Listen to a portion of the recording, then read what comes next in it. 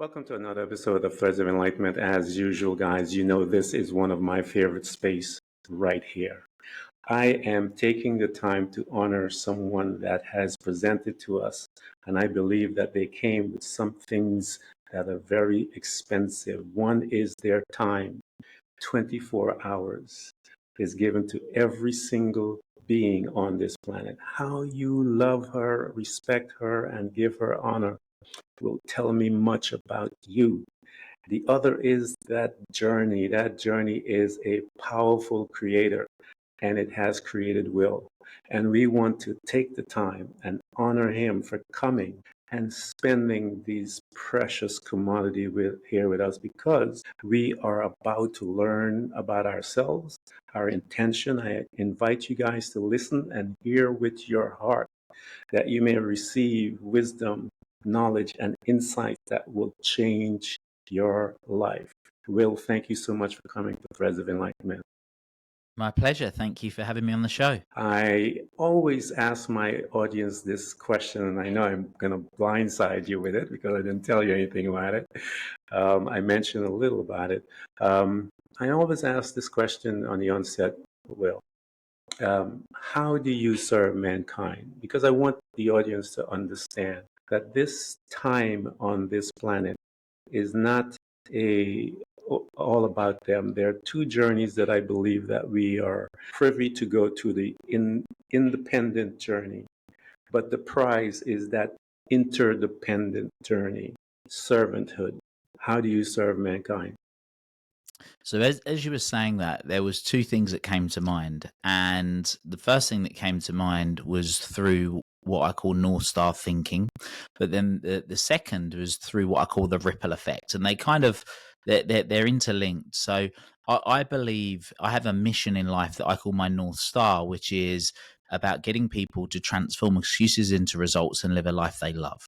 Because I truly believe that when you live a life you love, not only does it benefit you, but it benefits your family, your friends, your community, society, humanity, the universe, and that's the ripple effect at play. So what I essentially do is help people remove the obstacles and help give them the strategic thinking and the knowledge and the connections and the accountability to be able to live that life that they love, so that they can go on and have the ripple effect. Man, I love it. I love the way you crystallize that because that is it all. That one's position, and I call it in my language, your assignment. When you find your assignment, all of our assignment will, when we go through that journey, is to become servants. Now, how we serve based on one's experience, one's personality, and all those other things. One of the customs that we do, Will, here at Threads of Enlightenment is jump in this time machine that is called memory. And we revisit a couple of spaces in our life. I call them spaces that we reside for a period of time. The first is the family. We're there for a few years. And then we will then begin to embark upon exiting and becoming our own man or own woman, if you will, that own person.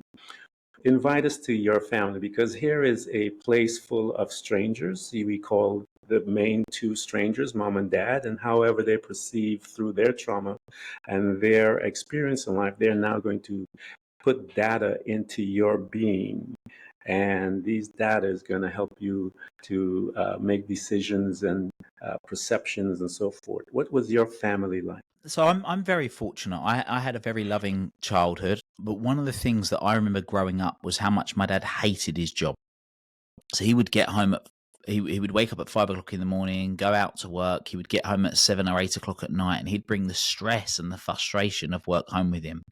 And I vividly remember this being the case for a long time. And I don't know if you can relate to this, Ken, or maybe other people listening to this, but my dad back then, I recall him as somebody that had this energy around him that I just didn't want to be around. You know, it was like almost like when you have two magnets that are both facing each other, it creates this invisible force field. They won't connect. And that was what I kind of remember. And then and then there was an experience that happened when I was a bit younger that led me to have a realization that money equaled happiness.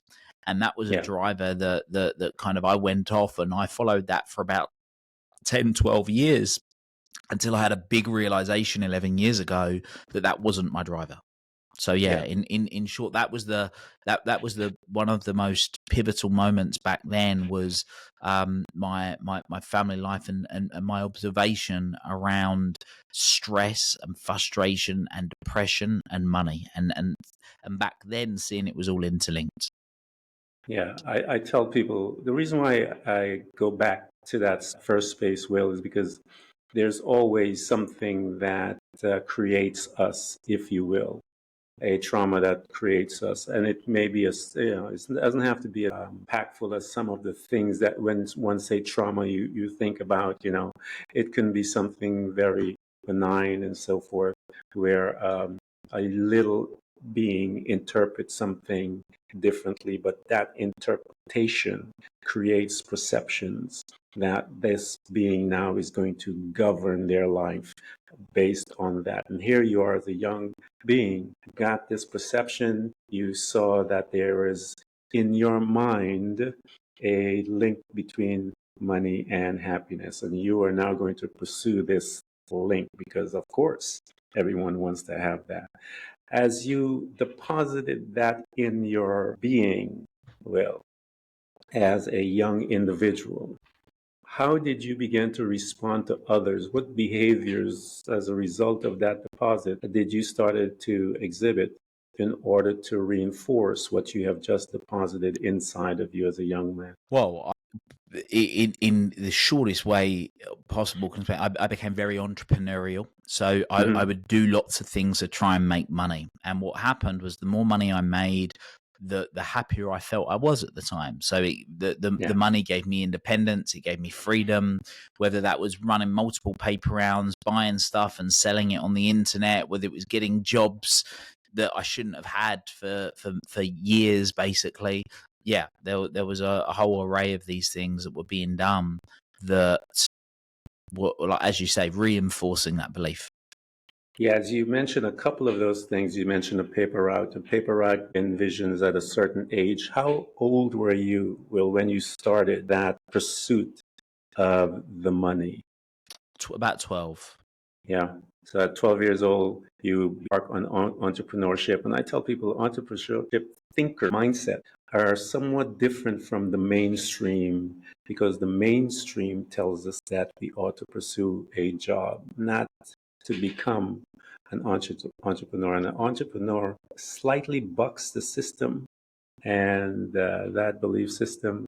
And we carry some interesting, if you want to say, beliefs or perception within that. But I love the fact that you started at such a young age. Here's this 12-year-old entrepreneur doing his thing, making some money, if you will, and he's moving through his life. What was your relationship with to others? How did you relate to your friends outside of your family? Will, what was that like? Yeah, I mean, I think I was really quite social. I mean, I played a bunch of different sports. So I played ice hockey, I played rugby, I was playing football, I was playing various different sports. So I was pretty social in that respect. Um, as for yeah, so that was kind of the friends. I'm just trying to think if was there a something particularly early on, not that I can think of, that linked the sort of entrepreneurial drive with social. I don't think so. Yeah. Not that I can recall, at least. Yeah, one of the things, one of the attributes, if you will, of an entrepreneur individual is leadership, and it'll Mm. manifest through sports, friends, and stuff like that. They begin to stand out a little. People begin to notice a few things about them that is different from the others because most people at that time, at that age, is moving through their world through conformity. They're just happy to be there, but the entrepreneurial individual, he's people recognizes that there's something a little different there. So here's this young entrepreneur hanging out with people. He seems to be moving along right. You're looking towards college now as you're getting older, beginning to step out, if you will, under the wings of mom and dad and beginning to get into your own world, as one states. What was your mindset around school as far as profession, and which profession did you pick, Will, and why did you pick it? Great question. So, when you're 12, 13, 14 years old and you're making what was very good money for a 12 or 13, 14-year old, one of the first things that you want to do is spend it and buy Yeah. stuff. And the stuff that I wanted to buy was designer clothes. And I think for me, designer clothes did a couple of things for me. It gave me a feeling of significance because I had Mm-hmm. these designer clothes at that age. And then what it also made me realize was that there it was something I could pursue. So I actually knew very early on, from about the age of 15 years old, that I wanted to own my own clothes shops. And one of the reasons I wanted to own my own clothes shops was I was combining something that was an interest of mine, which was nice designer clothes, with the ability to be a multi-millionaire, because the person Yeah. that I knew that owned designer clothes shops, was also a multi-millionaire. Yeah. So for me, it ticked two of the big boxes, and that's something that I could pursue. So I set out to do exactly that. I worked for this particular clothes shop and did that for some years, and from around 15 years old until I was 18, when I found and realized that actually there was potentially going to be a substantial hurdle that I didn't perceive I could overcome with being able to pursue that dream. So then I altered the trajectory to pursue something else instead, but still with the idea that it could make me a multimillionaire. And that was what I pursued from then on, which was getting involved with financial services. And once you arrive there, and again, you're driving, the underlying driving force or motivation is that money, be able to be that foundation that this individual, this being, had deposited at a young age into himself. And he's now governing and making decisions in his life based on that thread. He is there in the financial piece in that world. You are now in the place or the industry, if you will, where money is all about. When you got there, what happened? Well, I stumbled across personal development, and it was interesting because at the Let me ask time you a I did. question, Will. When you say stumble, how did you stumble and what caused you to stumble onto that? So there's a couple of moments. The first moment is coming increasingly aware that if you want to get good in this industry, you need to Mm-hmm. learn.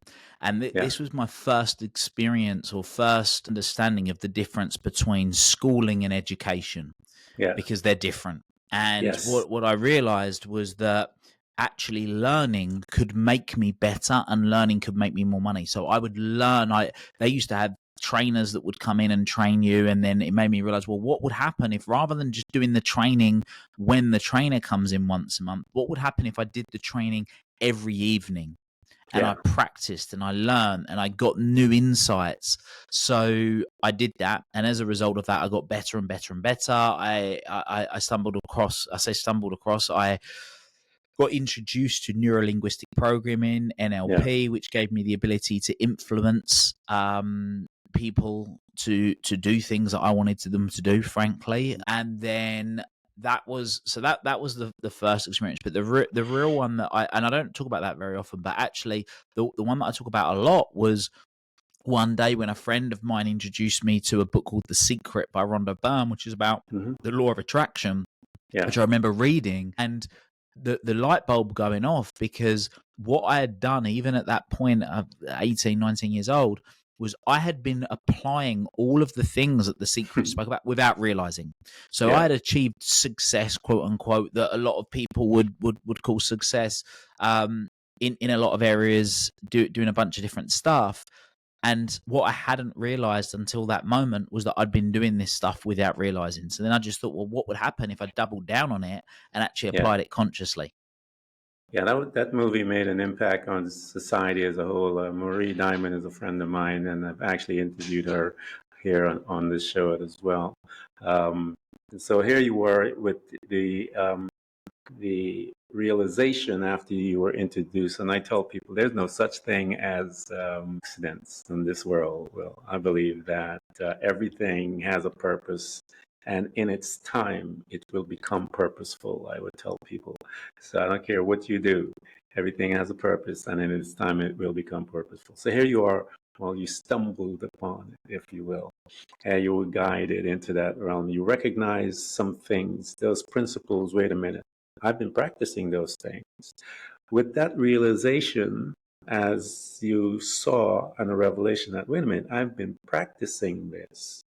What did it do to you, and what it did? I know NLP is one of the most powerful things. I tell anyone, go get a class and learn NLP. I also studied and did that and followed that.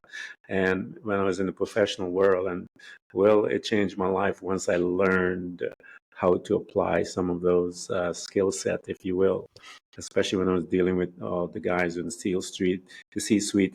I used to develop, I was the head of contracting. And once I learned NLP, man, changed my life. So here you are, you recognized that you have been practicing and implementing these principles, ancient principles.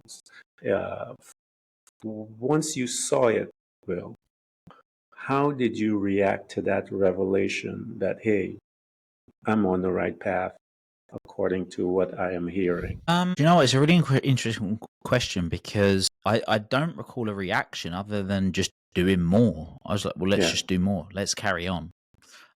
Yeah, I definitely wasn't, and I'm sure I'll look back in this in a year's time and say the same. I definitely wasn't as conscious then as I am yeah, now.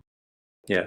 Well, we're never, life is, as we look back into the journey, I wasn't as conscious yesterday as I am today. I've gained some additional information. So that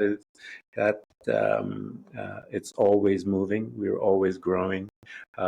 So what I was yesterday or the day before, I pray to God I'll never be, because I've gained some additional information on that front. So here you are there, you're practicing this, and you're looking into your future, man. What did you see? Well, with all of this knowledge, all of this stuff, you saw yourself incorporating into your life. What did you see when you look in there? Because again, you're in the financial realm. This is heaven, heaven on earth, because that's what has been the underlying driving force for this young being from a young age. What did I see? I don't know if I did. Is the honest truth.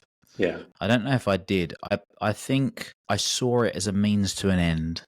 yeah, I think knowing what I know now, like a lot of people, they've been conditioned to think in a particular way. I'm going to work really hard, earn loads of money, then I'm going to retire. How quickly can I retire? yeah, Rather than as you call it, having your assignment. I call it a North Star. yeah, What's the thing that I talk now about having a mission in life that's the equivalent of trying to empty the sea with a spoon? What's the thing you're willing to do for the rest of your life and accept yeah, that it's something that you'll never achieve, and doing it in a way that fulfills you, inspires you, fires you up, fills you with enthusiasm? What's that thing? I don't think that was the thing back then. What I knew was I was good at it. What I hmm, knew was that I had an ability to do well with it. Well, being a very subjective sort of what is well, but and just pursued it, and then as more and more time went on, things unfolded. But then the big realization came that happened was when I went to a Tony Robbins event, yeah, which was 11 years ago. And it was in that moment that life really changed. Because in that moment, I cried my eyes out for about 15 minutes. It's what I call my lightning moment. And that yeah, was the moment that I had the realization that actually my belief that I'd held for 10 plus years prior to that wasn't true. And it yeah, was never about the money. It had never really been about the money. What it was really about was my dad, and how my dad yeah. hadn't achieved certain things he was capable of, and the impact that had on him and my mum and me and my family and a whole host of other people. And I vowed in that moment I don't want anyone else to have to go through the suffering that he went through and we went through. Yeah, it always comes back to relationship, Will. It always comes back to it, because it's something that has been an unexpected, thing. Like you mentioned, your dad, uh, and I tell people the subconscious being. When that person makes a decision, we will do everything in our life to make it come to pass, good or bad. And as a young individual, that trauma that emotional trauma that hits us and causes us, like you said, to make decisions and driving and become. But it's never that. It's always that expectation that was broken with mom and dad or with someone, you know.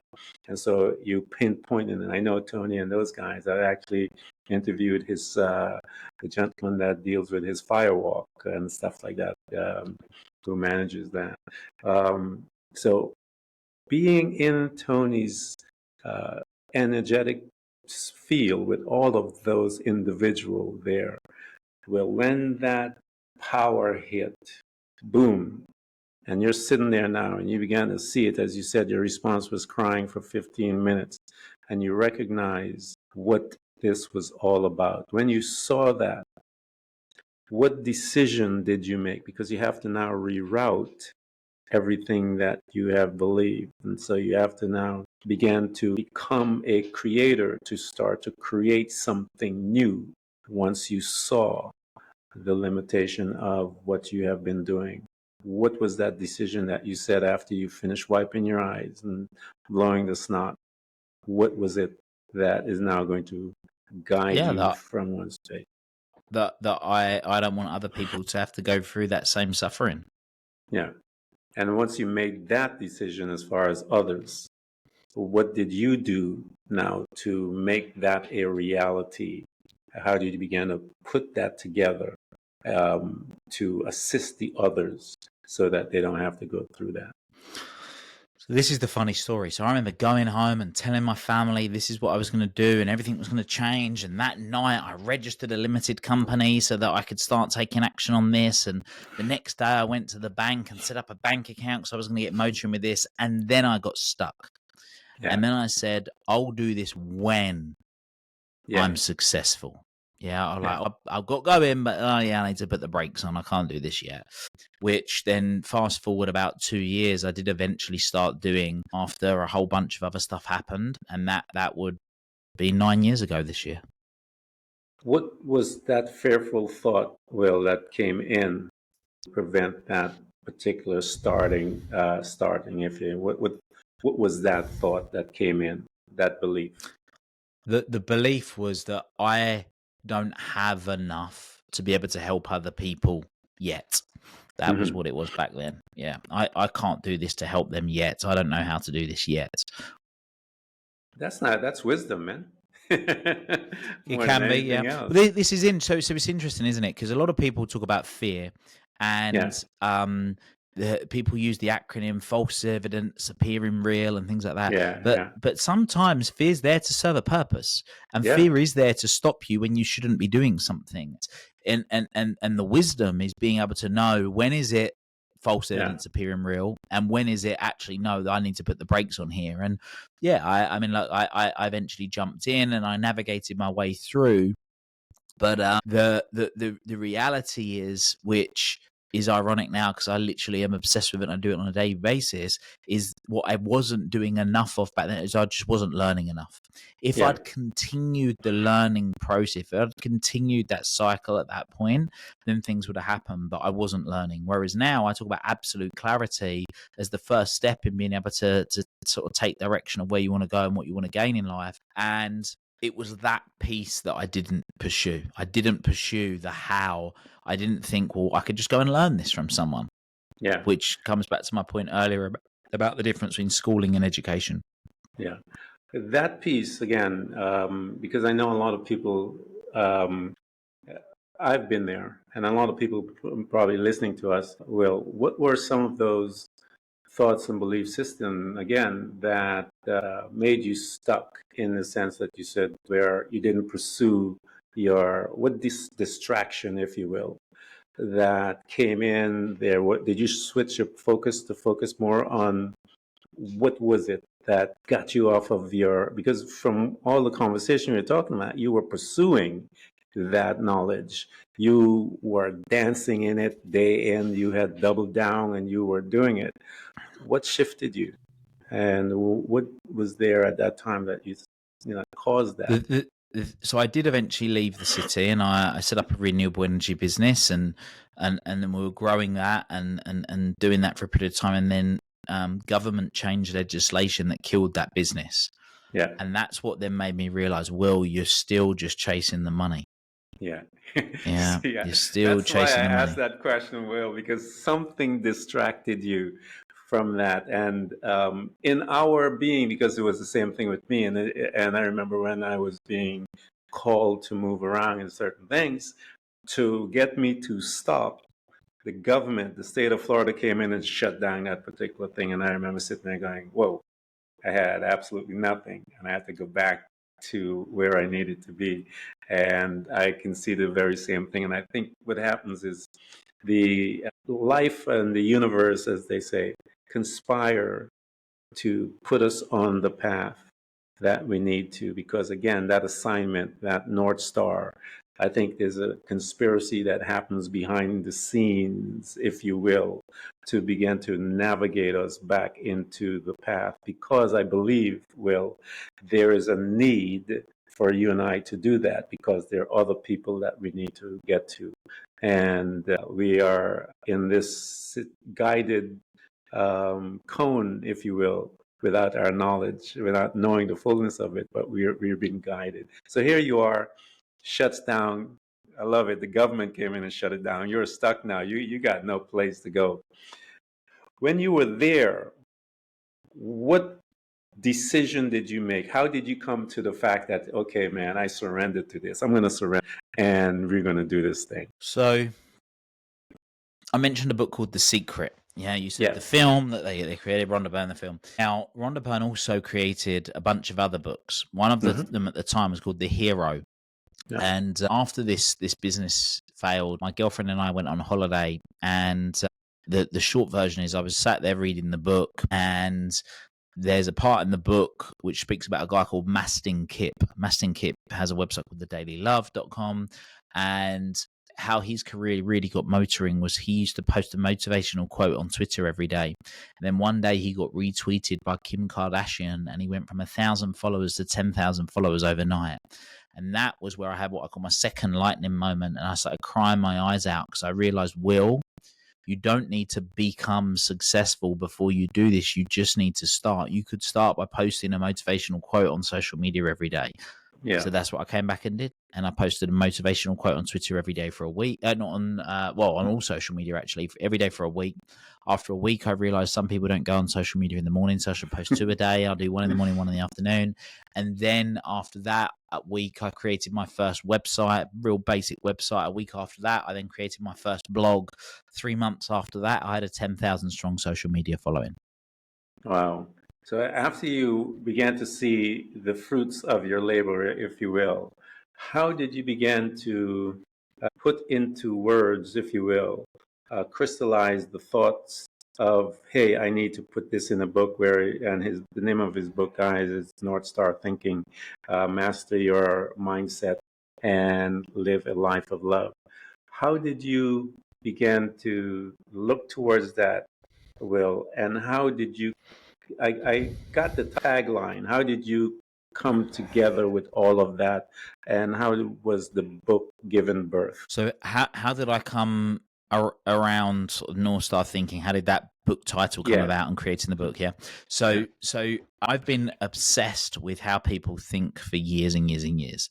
And I believe that success, however you define success, is 80% mindset, 20% skills and mechanics. So how is it that you think? Because your thinking determines your actions, and a whole bunch of other stuff. So what is it that we need to do, that we need to be able to master? And there's so much stuff. I mean, you touched on an LP as you think it's something that really helped you, and you've said for people to listen and go and take a class in.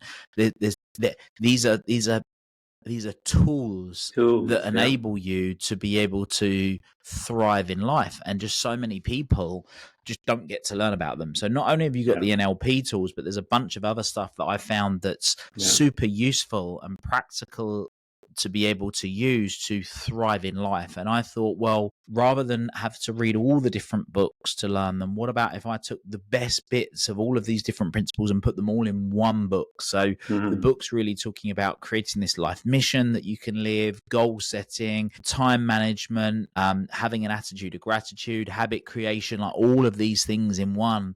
And I wanted to have a resource that people could read from cover to cover, and it not just provide them with some new information, but truly create transformation. So there's dozens of questions throughout the book to get you to stop and reflect. And if you read the book, stop, answer the questions, and apply those and take the action that we suggest in the book, within 90 days, 12 months, your life can transform. Guys, those of you that are listening to us, as I mentioned, I'm going to have all of Will's links and stuff like that so you can get access to his site and his books. And I always suggest to you, buy his books. Give it as gift. Stop buying all these material stuff.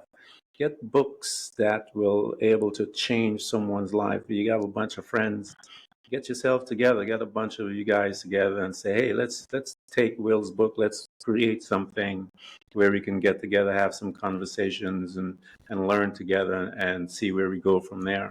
We're going to provide all those information. Again, North Star Thinking, Master Your Mindset, and Live a Life You Love. So when you began to put this together, Will, and you gave birth to it, and some of these tools that are there and that are mentioned in his books, guys, that's what all it is. It's tools. And what Will did was, from his life and from his studies, because we've been listening to him, that he's been accumulating data, if you will, for a pretty long time. And so what he saw, that there was a need to take the best of all the data that is there, that is functional, powerful tools that will change you and your life forever.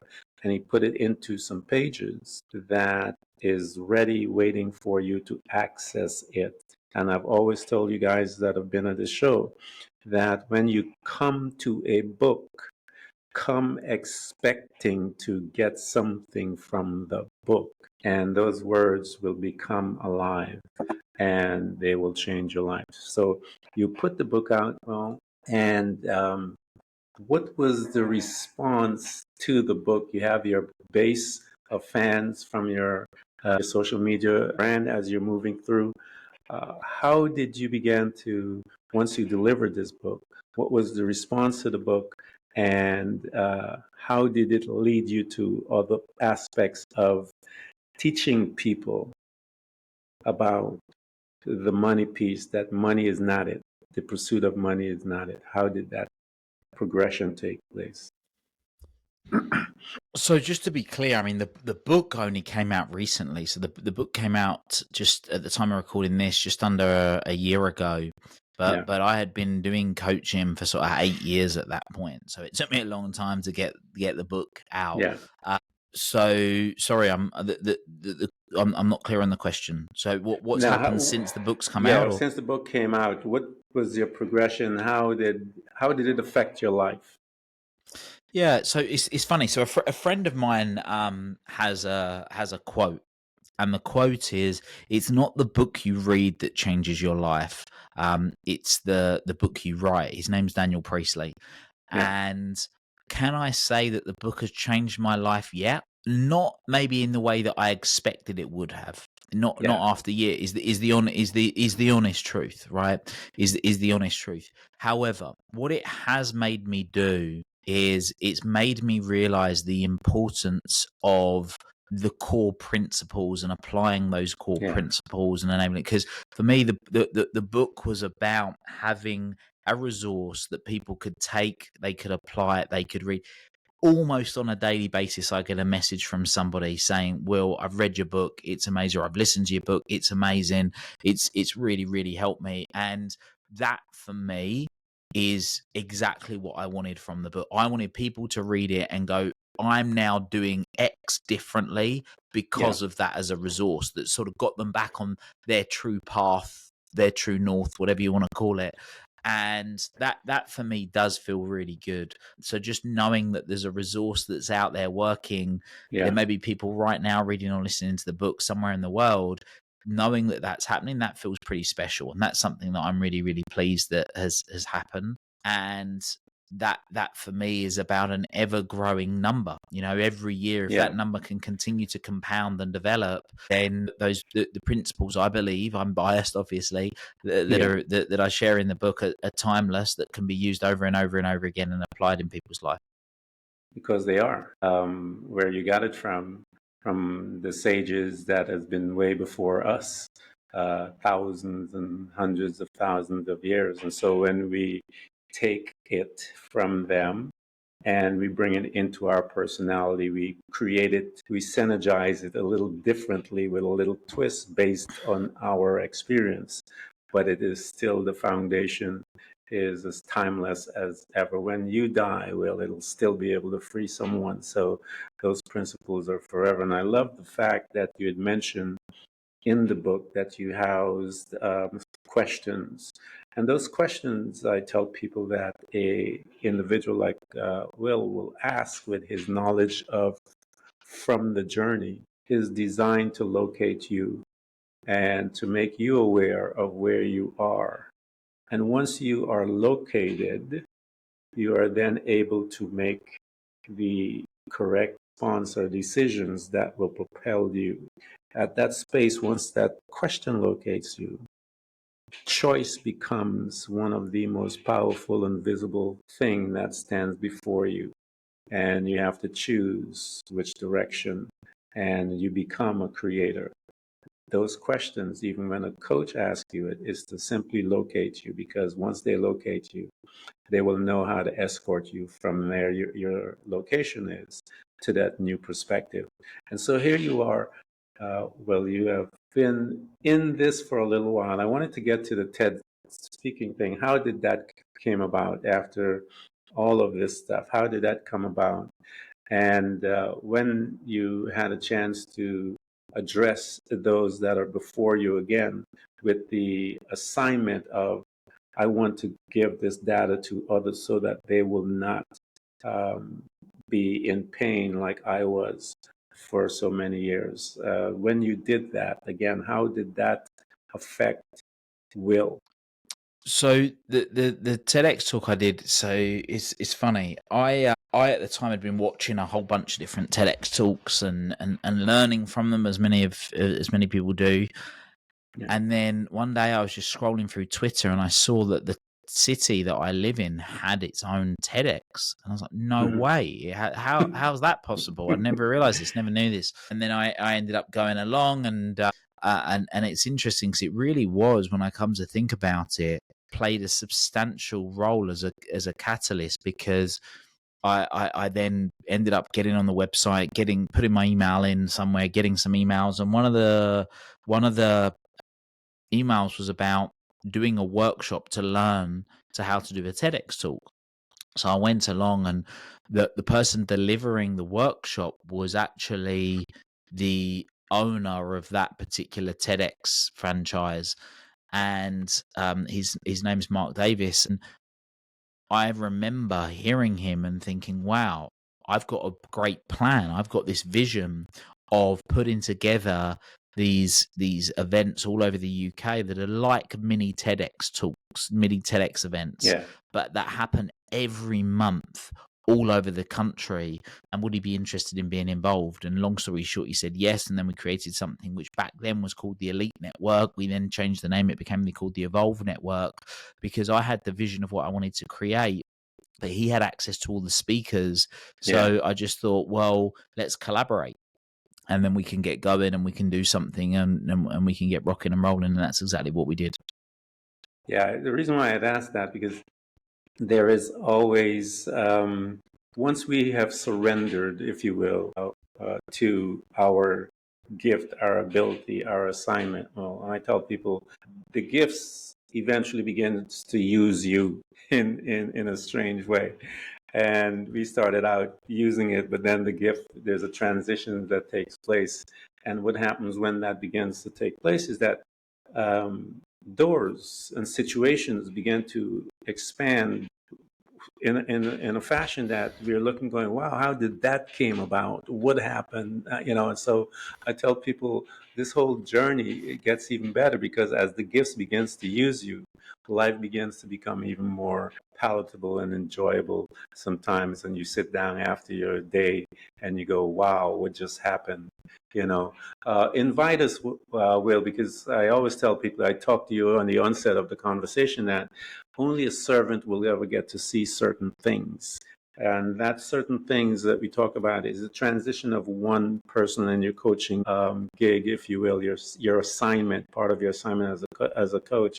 And I like the terminology guide because you guys are just guiding them through their process. Invite us because to me, that's one of the most sacred things that one gets to witness. In your case, when you were with Tony, the manifestation of your transition as you switched and you saw it, you cried. You cried for 15 minutes. And I know that crying was not something light. I mean, it comes from deep inside one's being. Um, and some people laugh, respond, just different things. Invite us, Will, to one of those precious moments that you had before you where someone was able to make that transition and became a new person as you did when you were sitting in the audience before Tony.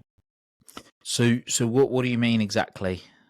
When you were counseling someone, if you will, and they've been with you for a little while, or maybe in your conversations, and you started to guide them from your questioning, and you could see them changing their perspective, that old Right. Okay. perspective So a that's specific been holding moment, a them. specific moment. Right. Okay. With a Yeah, client. Okay.